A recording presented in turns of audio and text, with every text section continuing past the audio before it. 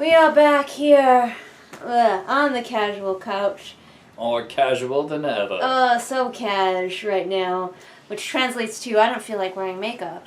And Jane is here. So we're gonna do a thing, and that is, I stole this from Wheezy Waiter. He did this with his wife China a little bit ago, and I was like, that looks fun.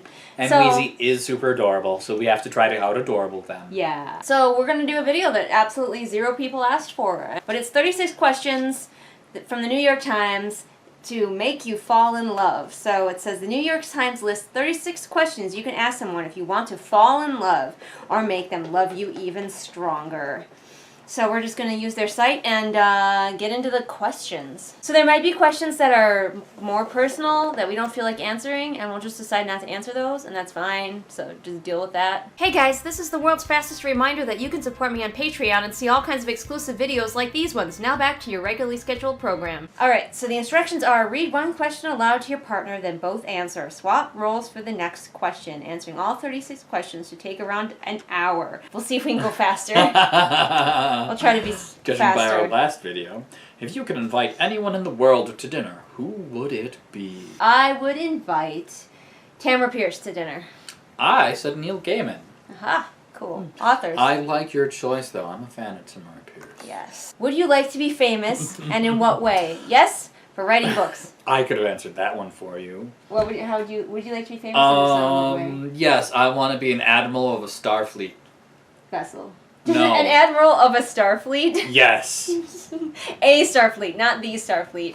A fleet of starships that is part of Starfleet as a greater whole. Okay. And I'd be an admiral of it. Before making a telephone call, do you ever rehearse what you're going to say and why?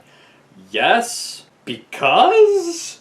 I don't know, you always rehearse. What's going on out there? It's getting froggy out. Ooh, the mists are rolling in, you guys. Silent Hill is coming. I have to answer quickly before the Silent Hill in comes answer to this across. question, heck yes I do, and because I'm terrified. What would constitute a perfect day for you? We should be answering for each other to see how close yeah, we could be. Let's do that for some of these. Adam's perfect day involves some good alcohol, some good company. He makes them all food and they love it. And then they go out and do AmpGuard or some other activity, possibly board gaming, probably both together. Yeah, that's yeah. Alright, so what is my perfect day? Your perfect day is, first, you get a couple extra hours in bed and you don't feel bad about it because everything is already done. Your house is flawless, there's nothing you need to worry about, you've got agents publishing your book for you. That's how that works.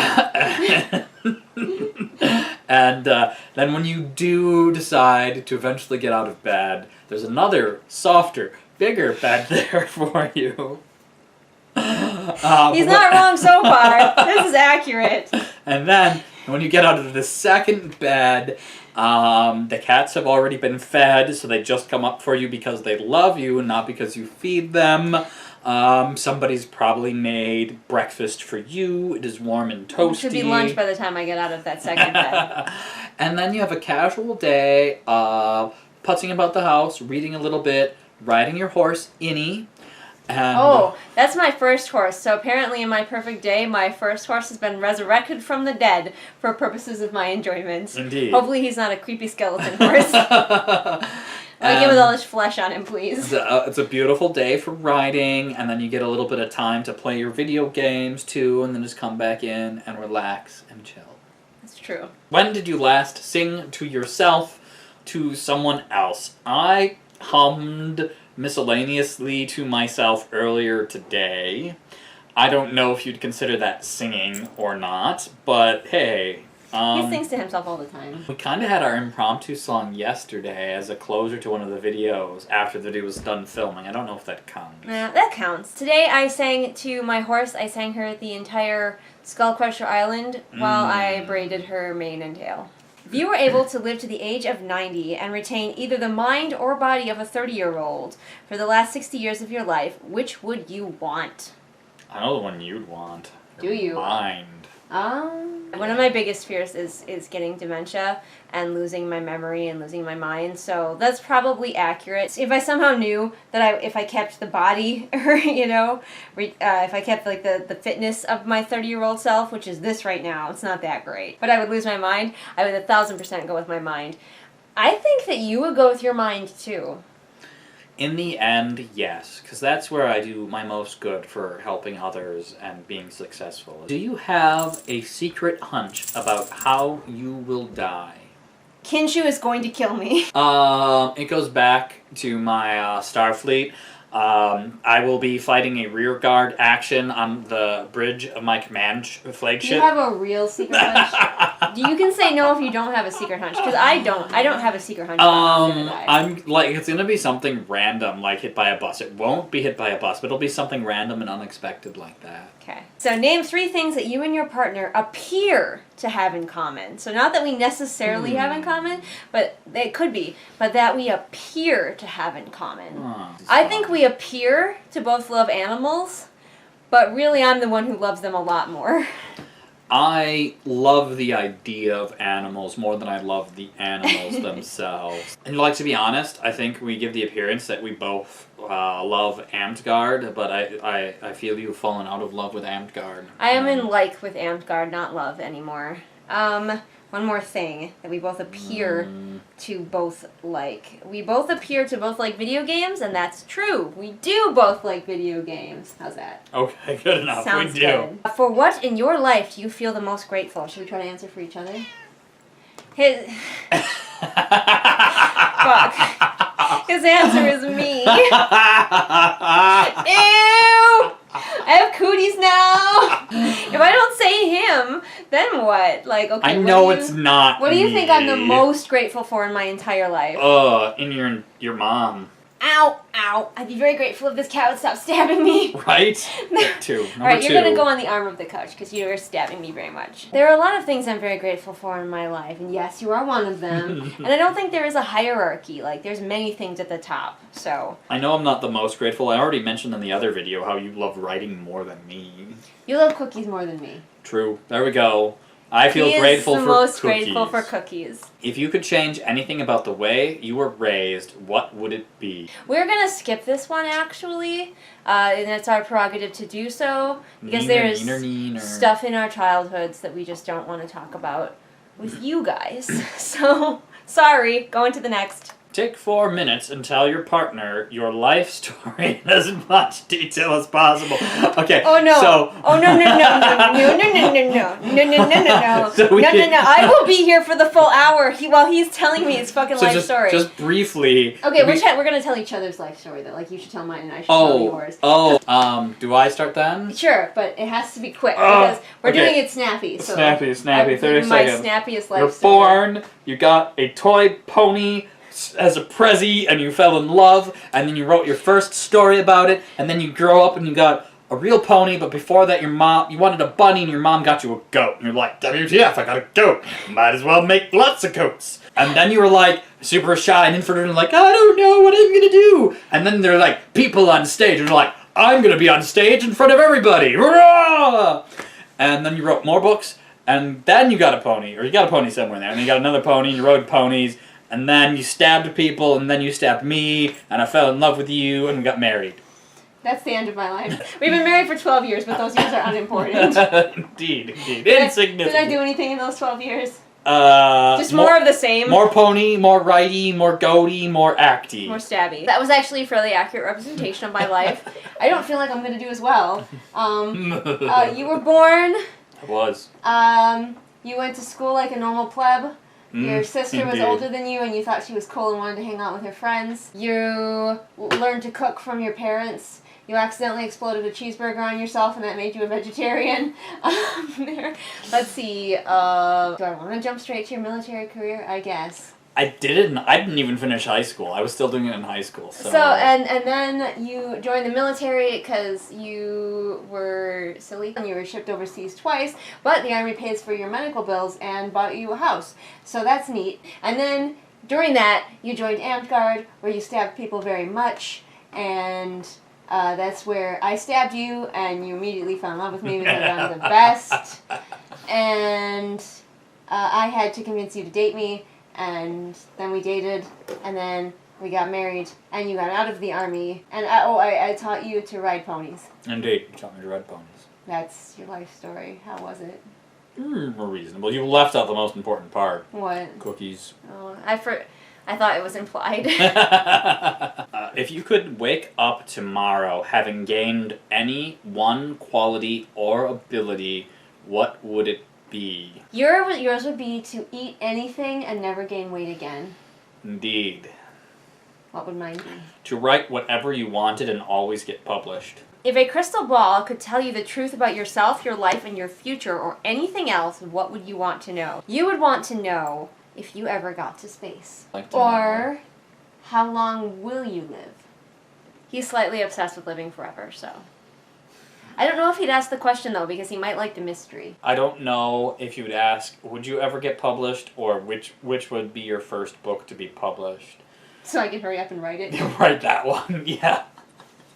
Crystal ball, tell me about the first book I have published. And it brings up a story I've never even heard of. And I'm like... I hate Crystal this. ball, Crystal ball, give me the details of that book right now. I have to say, that was your least accurate for me so far. Oh, what would you...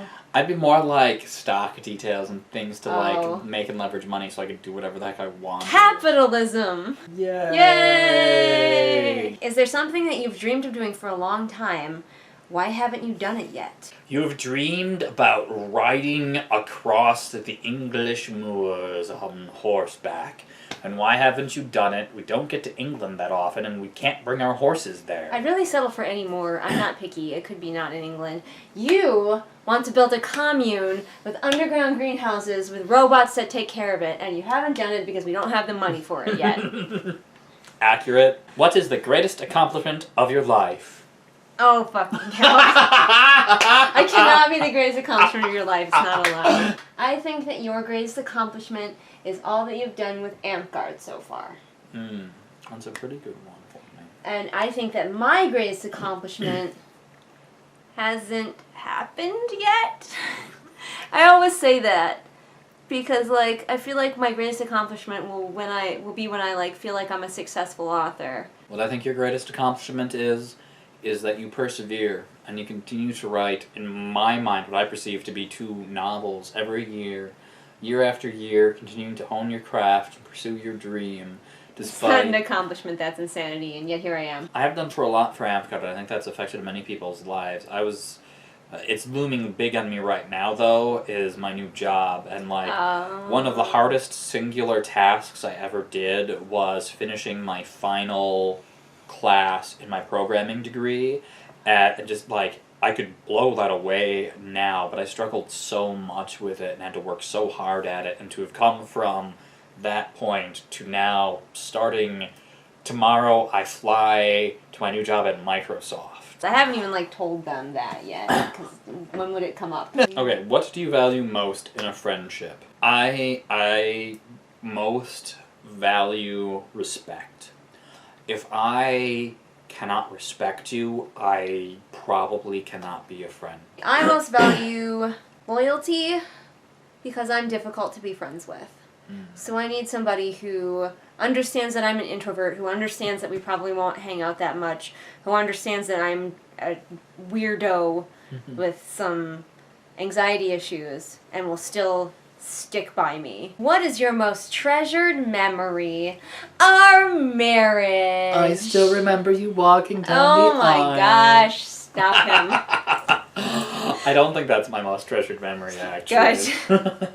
Thank the Lord. I have one for me that's my favorite memory ever. Go ahead with yours. Let's see if I can figure it So out. mine is a memory of my first horse, Inigo.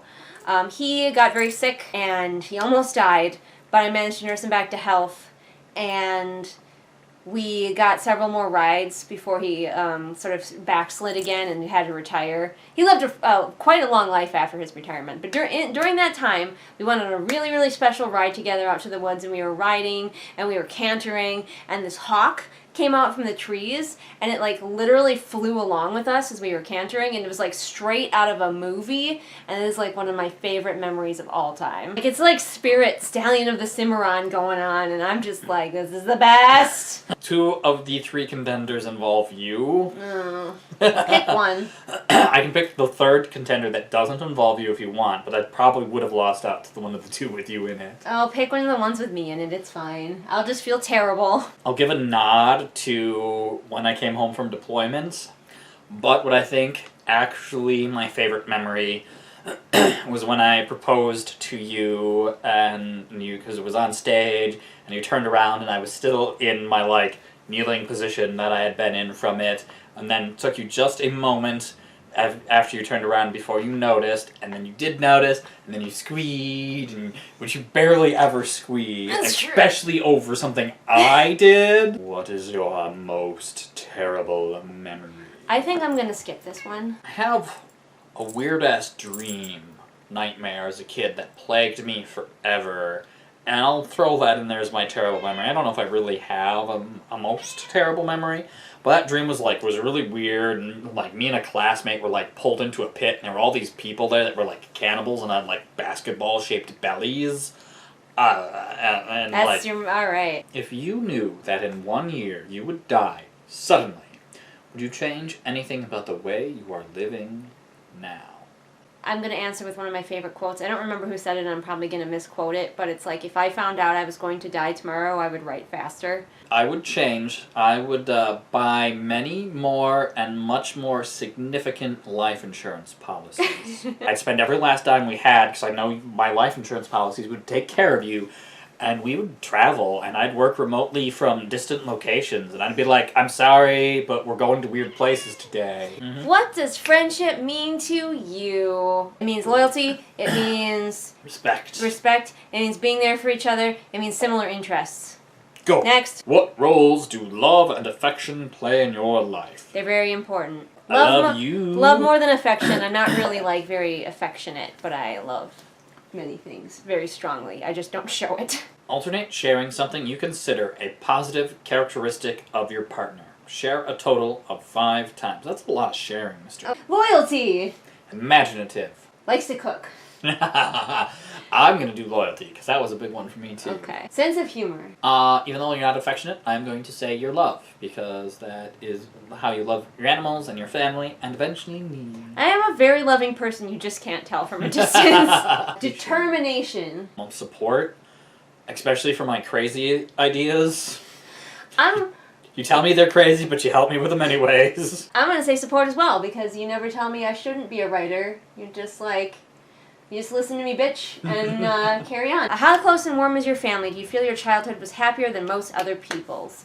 My family was close but not warm, and I felt we were pretty happy. I would say that my childhood might have been happier in many ways than others. Not in every way. I kind of like our family was close but not warm. It's a very similar thing. Our family is unique. You feel your childhood was happier than most others? It was definitely like more adventuresome than many others. We did a lot of crazy things. Same though. You're very huggy family. Huggy, but I think close and warm are distinct and is not necessarily mean huggy.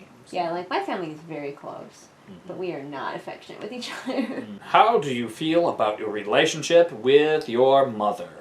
I have a very good relationship with my mother. We're quite close. I gained a lot from my mother, and I value my relationship with my mother, and I would not be the person I am today without them.